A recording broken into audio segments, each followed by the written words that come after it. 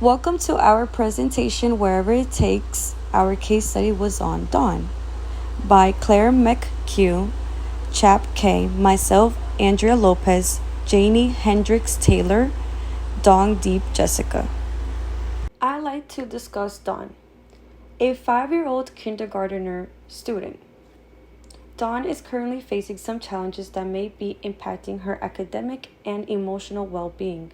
She appears to experience confusion and possible anxiety around changing situations, which could be contributing to potential academic delays. Additionally, trauma exposure and stress can interrupt normal development and may affect academic drive and performance. As a result, Dawn may require tolerated support and psychosocial intervention to help her address these challenges.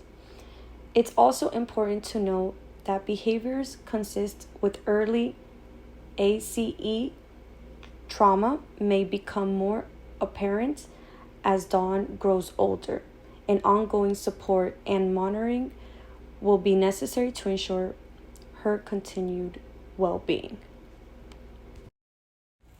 In this second slide, we're going to talk about the main concerns. The primary issue in Dawn's case is her emotional and developmental challenges resulting from sudden family disruption and trauma. As a young child, she is navigating this complex situation without fully understanding what's happening. Several parties are involved in Dawn's life, including herself, her caregivers, and relatives, and law enforcement, especially the FBI. In terms of support, local community resources have been utilized to help with rehousing. However, given Dawn's exposure to trauma and her age, it's likely that she will require additional support to address her emotional and developmental needs. So to answer question one of how do we prepare staff for something like this, how can we prepare educators for a situation where something outside of school has happened and it's now going to create an impact on the student inside of school? With Dawn's case is a little indirect because they were not directly affected by the activity, but in a lot of other situations that is not the case. There are other case studies in the book where there are adverse child experiences or trauma that has directly affected the child.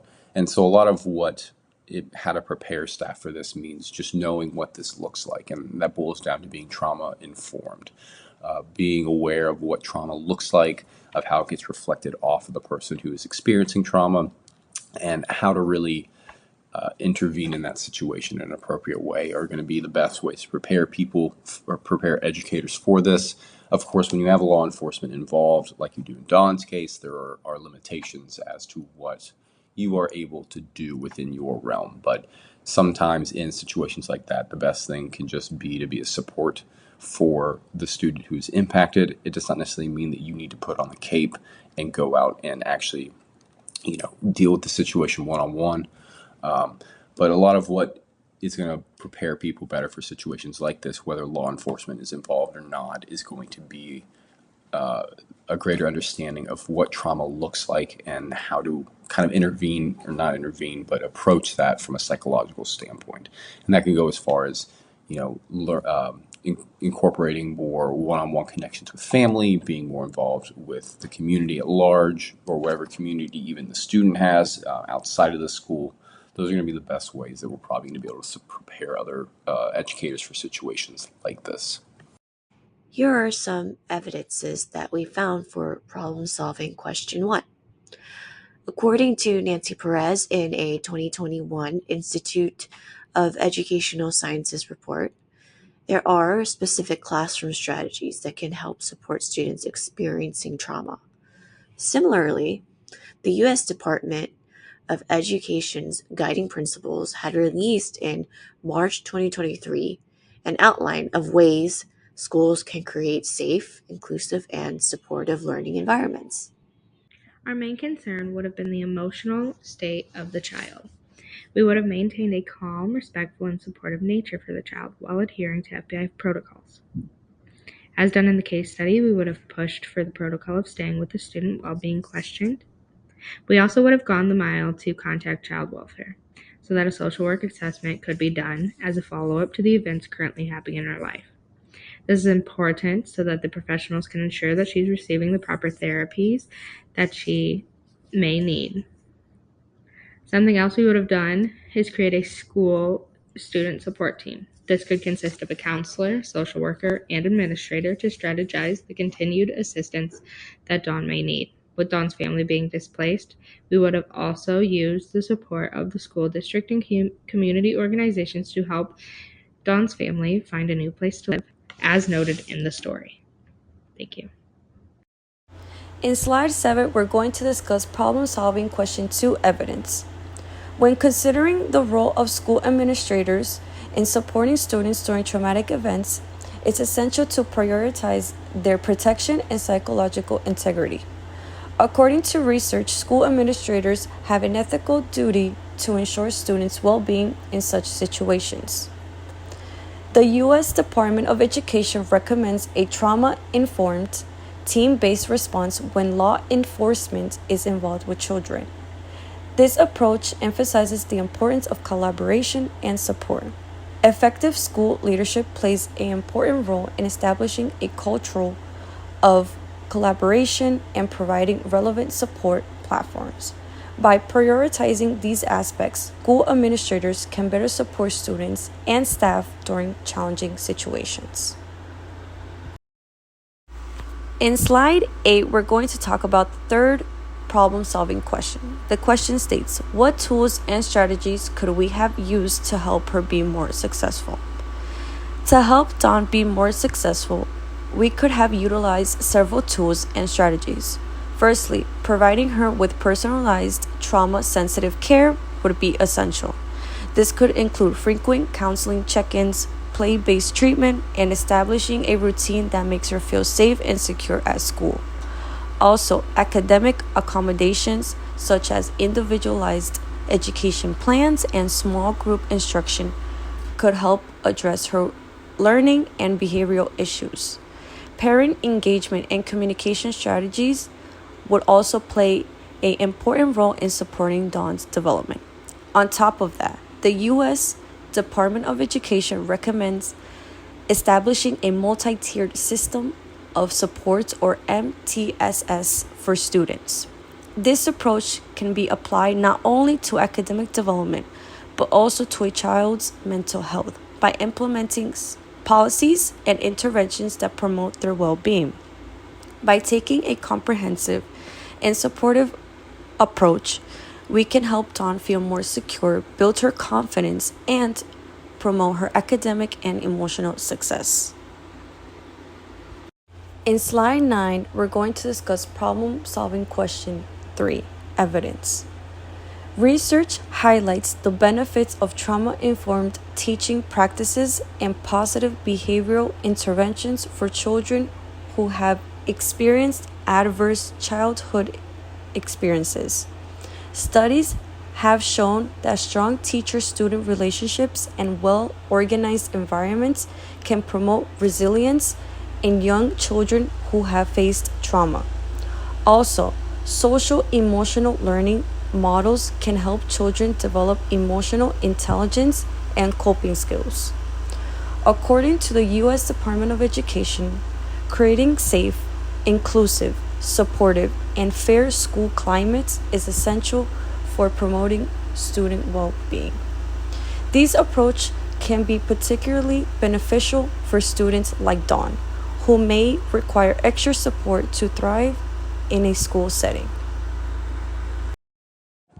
So I had to answer question 4 of, how is mental health and behavior kind of tied into all of this? Whenever we're talking about trauma, we immediately have to think about not just the behavioral actions of somebody impacted by trauma, but also the psychological impacts of somebody affected by trauma. And this kind of goes back into being trauma informed from the educator's standpoint. While in this case study, Dawn was not directly kind of on, the main impact of the criminal activity. That does not mean, however, that there's not going to be some sort of impact on her, and that can be reflected from the case study, where she begins to wonder where these other people are, where they're at, what happened to them, and one day it's going to make sense. And when that comes up, it's going to be a very psychological moment, and it's going to have a psychological impact, I guess is a better way to say that. Going beyond this case study, because there are other case studies in the book where there is this direct impact of trauma on a student. Knowing what it looks like is going to be crucial. Knowing how trauma impacts not just the mind but the body as well, and then how to actually, from a empathetic understanding and as well as an educated place, respond to that. We must be able to have a whole lot of empathy and understanding whenever we're intervening with people who are victims of trauma. Somebody who is impacted by trauma is already in a very specific kind of mindset, and this does mean that we need to kind of be aware of language that we use. We need to be very supportive. We need to kind of try our best. While we're not the psychologist, we are someone who is aware of trauma and what that can do to somebody. So we need to do our best to try and kind of not necessarily keep that person in a bubble, but almost in a way create a safe environment for them, and that can be done in collaboration with other health professionals from the educator's standpoint. Here are some evidences for problem-solving question 4. The National Child Traumatic Stress Network provides a comprehensive framework for creating and sustaining trauma-informed schools, outlining system supports that benefit both students and staff. Building on this, a 2022 mixed methods study by McCue, Kirby, McFadden, and Mallet had published through the National Institutes of Health evaluated the impact of school trauma-informed training for post-primary school staff and showing positive outcomes in awareness, confidence, and supportive strategies. Here's our group's critical reflection and our overall thoughts on Dawn's case study. Looking over her case study, it really shows how important school leaders and educators are when it comes to supporting these students who deal with these types of traumas outside of school. Administrators can handle these things professionally and calmly, maybe even persistently, but it also reveals something much deeper. Not every staff member feels equipped or prepared to navigate through these complicated situations and nuances without the right training and exposure. Schools shouldn't just feel like places for only academics. They should also feel like safe places, or what we call safe havens, for children to grow and develop emotionally, socially, and mentally amongst other kids, where they also feel supported and secure. Supporting these students through these traumas just isn't about reacting after something happens. It's also about building systems that can anticipate these challenges and help cushion the impact before it even reaches the child. For young kids like Dawn, just having steady, caring adults can make a huge difference. And to truly support them, we need to also support the people who care about them. And by doing that, we can make sure that there are mental health resources built right into the schools. In slide 13, we are going to discuss the real-life connections or similar cases. A real-life example that illustrates the importance of supporting students' emotional well-being is a case that took place in Indiana in 2018. A father was arrested at a kindergarten drop-off, causing emotional distress for the child.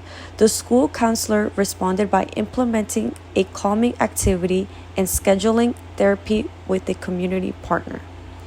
This example highlights the need for schools, law enforcement, and mental health providers to work together to support student well-being.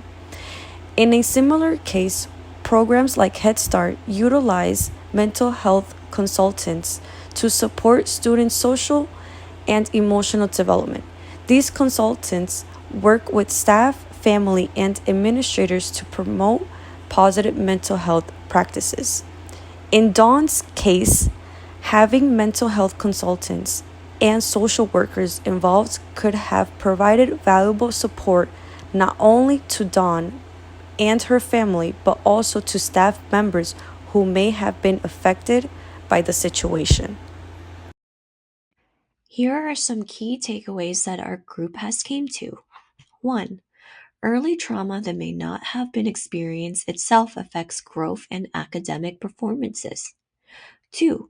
Training in trauma-informed education prepares the staff to identify them, make adequate responses, and help develop healthy environments. 3. Clear communication and collaborations with the community is very vital during these post-crisis. 4. There is a need to provide immediate emotional support as well as long-term structured programs of interventions to these students. And lastly, 5. Providing a safe space within the education system for staff members who may need mental health support themselves when working with these children who have experienced traumatic experiences. We have reached to our final slide. These are our sources. I hope you enjoyed our presentation, and thank you for watching.